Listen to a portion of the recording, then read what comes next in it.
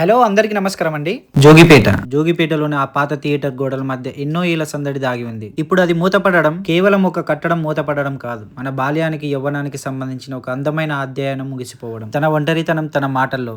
నేను మీ అందమైన చిన్న చిన్న జ్ఞాపకాలను గుర్తు చేసుకుని ఏకైక సినిమా థియేటర్ మాట్లాడుతున్నాను. ఒకప్పుడు కొత్త సినిమా వచ్చిందంటే నా గుమ్మ ముందు జనాలు కోలాహలం, గేటు బయట సైకిల్ వలసలు, బ్లాక్ టికెట్ల కోసం ఆరాటపడే కుర్రాల కేకులతో ఈ వీధి అంత పండగలా ఉంది. లోపల వెళ్లితెర మీద బొమ్మ పడగానే విజిల్స్ తో గాల్లోకి ఎగిరి కాగితం ముక్కలు చూసి నేనెంతో మురిసిపోయేదాన్ని. మీ కేరింతనే నాకు ప్రాణం పోసింది. కానీ ఈ రోజు నా ప్రాణం పోయింది. నా గోడల మీద పోస్టర్లు వెలిసిపోయాయి. గేటుకు తుప్పు పట్టిన తాళం వేలాడుతుంది. లోపల కుర్చీల మీద మనుషులకు గదుము మీటర్లు వేస్తుంది. ఒకప్పుడు వేల మందిని నవ్వించి ఏడిపించిన ఈ నేల ఈ రోజు జీవం లేని సమాధిగా మారిపోయింది. టెక్నాలజీ పెరిగి మీ చేతులకు సినిమాలు వచ్చేసి ఉండొచ్చు, కానీ ఆ చీకటి గదిలో పక్కవాడు ఎవరో తెలియకపోయినా ఒకే సీన్ చూసి కలిసి నవ్వుకున్న ఆ మధుర జ్ఞాపకాన్ని ఏ ఫోన్ ఇవ్వగలదు? ఆ ఇంటర్వ్యూ సమస్య ఏ యాప్ తీసుకెళ్ళగలదు? నేను కూలిపోవచ్చు, నేలమట్టం కావచ్చు, కానీ ఈ జోగిపేట మట్టిలో మీ జ్ఞాపకాల పొరలో నా సినిమా ఎప్పటికీ ఆగిపోదు. నేను ఇక సెలవు తీసుకుంటున్నాను, కేవలం మీ గుండెలోని ఒక జ్ఞాపకంలో మిగిలిపోవడానికి.